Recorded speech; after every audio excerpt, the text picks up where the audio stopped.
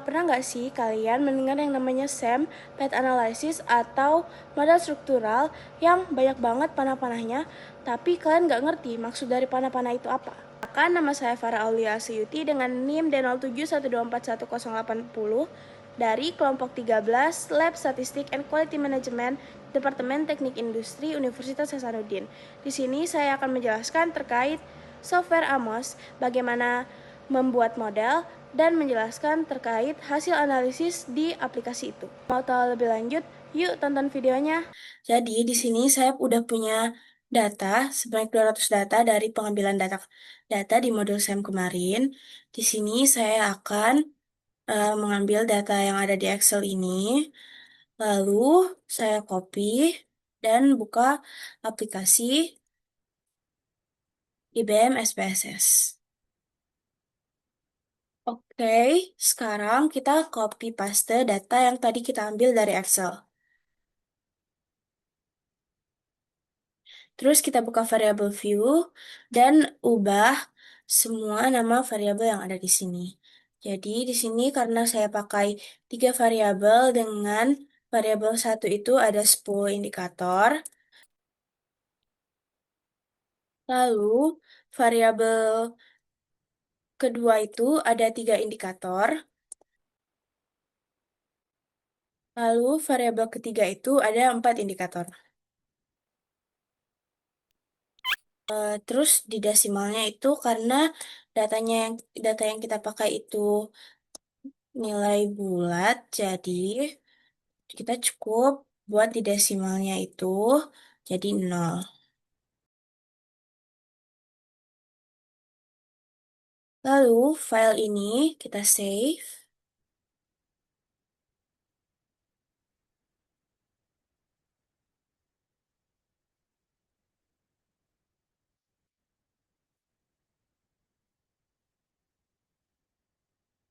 Nah, kalau udah di save, kita buka Amos. Nah, ini adalah tampilan awal dari Amos. Yang pertama, kita akan ambil datanya yang akan digunakan.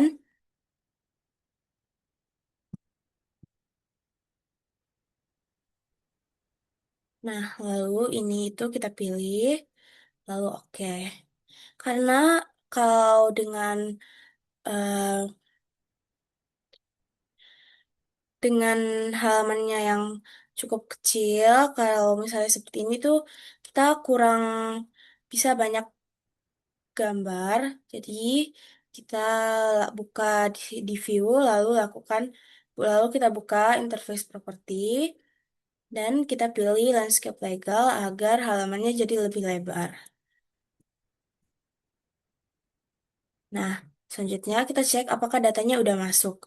Dan udah masuk semua. Terus kita pilih icon yang ini untuk membuat per variabel. Nah, jadi kita buat lingkaran, terus kita pencet ini karena lingkaran ini untuk variabel HP. Jadi di sini itu kita pencet 10 kali. Terus sebenarnya bebas aja kalau misalnya mau bentukan modelnya seperti apa, tapi di sini saya akan rotate jadi seperti ini. Selanjutnya, kita buat untuk variabel yang lainnya. Lalu, masing-masing bulatan yang ini, kita berikan nama. Ini HP, KP, dan KPL. Selanjutnya, kita masukkan ini. Kita buka yang ini, lalu akan muncul ini. Jadi, kita pindahkan ini ke sini. Untuk variabel KP, kita masukkan yang KP. Terus, variabel KPL itu kita masukkan yang KPL. Nah, selanjutnya kita kasih berikan panah satu arah yang menandakan sebagai hubungan antar variabel tapi tanpa timbal balik. Jadi karena hipotesis yang digunakan itu harga produk mempengaruhi kualitas produk, dan KP ini mempengaruhi kepuasan pelanggan, dan HP juga mempengaruhi kepuasan pelanggan. Jadi bentuknya seperti itu. Jika kita ingin memperbaiki seperti panah-panahnya ini, kita bisa pilih yang ini, icon yang ini, lalu pencet ini. Terus kalau misalnya ingin memindahkan variabel, memindahkan itu bisa pakai ini tuh untuk select satu-satu. Jadi ini di select satu-satu. Nah, terus icon yang ini itu untuk memindahkan. Dan icon yang ini itu untuk unselect, deselect objek-objek yang sudah kita pilih. Tapi kalau yang ini itu untuk select semua objek yang ada. Oke, selanjutnya kita ambil ini. Karena udah, terus kita kita pilih resize observed variable. Dan setelah di resize itu dia akan jadi kelihatan lebih rapi. Nah, karena ini masih banyak seperti lingkaran yang belum ada namanya, dan jika kita ingin meran itu semua semua lingkaran ini tuh harus ada isinya. Jadi kita pakai di plugins, lalu name unobserved variable. Jika sudah, ini itu sebenarnya sudah bisa kita run. Jadi kita save dulu. Save, kita buka view, tuh buka analisis properties. Lalu untuk outputnya itu kita centang semuanya. Lalu kita save lagi. Lalu kita calculate, estimate, atau kita run. Nah, apabila eh, modelnya bisa di run, berarti dia akan muncul ini. Lalu kita buka. Jadi seperti ini hasilnya. Nah, karena saya ingin menilai goodness of fit dari model ini, maka saya buka title. Dan yang dimasukkan itu ini. Di caption itu kita masukkan ini. Jadi untuk menghitung chi-square itu kita pakai eh, slash chemin, tapi slashnya itu bukan yang slash biasa, tapi malah yang kebalikannya. Terus buat probability itu P. Untuk GFI kita pakai GFI, AGFI kita pakai AGFI, CFI kita pakai CFI juga, untuk RMC kita pakai RMC. Terus untuk ini bisa disesuaikan. Jadi saya pakai left align dan saya letakkan di sebelah sini. Selanjutnya kita save lalu kita run. Nah, kita buka lagi ini dan di sini kita akan melihat hasil dari perhitungan tersebut.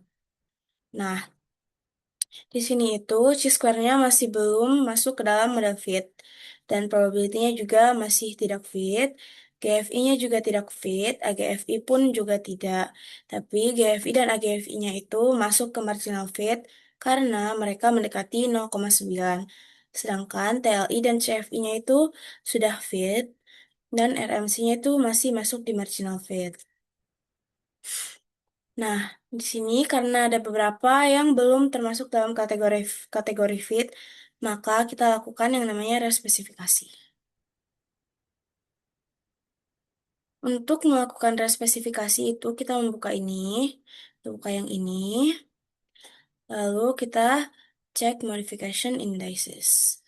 Nah, di sini itu kita akan melihat nih. Nah, ini itu jadi kita gunakan ini, kita sambungkan agar eh, nilainya jadi lebih fit. Jadi ini E13 ke E16. Dan seterusnya.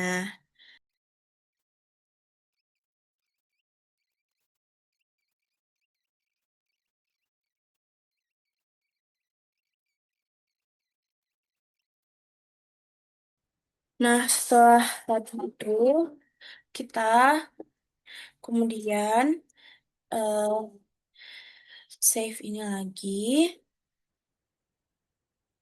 save, lalu kita run.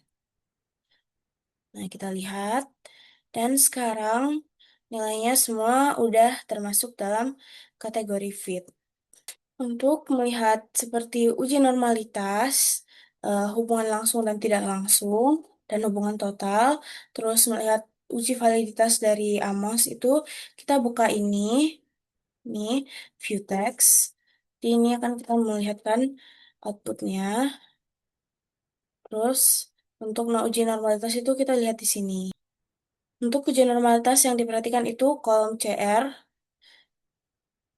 Kalau misalnya nilai di CR ini di atas 2,58 dan di bawah min 2,58, jadinya datanya itu dapat disebut tidak terdistribusi normal.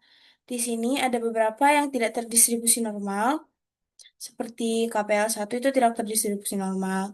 Terus KPL 3 juga tidak, KPL 4 juga tidak, terus KP2 juga tidak, eh, HP2 juga tidak terdistribusi normal, lalu HP5 juga tidak, HP6 juga tidak, terus HP8 juga tidak termasuk terdistribusi normal. Dan di sini itu secara multivariat juga tidak termasuk dalam kategori terdistribusi normal. Nah, selanjutnya itu untuk melihat eh, uji validitasnya kita buka ini dan dilihat bahwa ini tuh semuanya valid. Lihat dari ini yang HP ini semua ke bawah. Karena nilainya berada di atas 0,6 semua, maka datanya dapat disebut valid. Selanjutnya, untuk melihat hubungan langsung dan tidak langsung. Nah, yang diperhatikan itu tabel ini. Standardized total effect. Ini itu untuk memperlihatkan hubungan total di antara semua variabel dan indikator. Jadi di sini terdapat hubungan sebesar 743 antara KP dan HP. Terus KPL dengan HP memiliki hubungan sebesar 0,772. KP juga memiliki hubungan dengan KPL sebanyak 0,546. Oke, selanjutnya kita masuk ke hubungan langsung. Nah, yang dilihat itu standardized direct effect.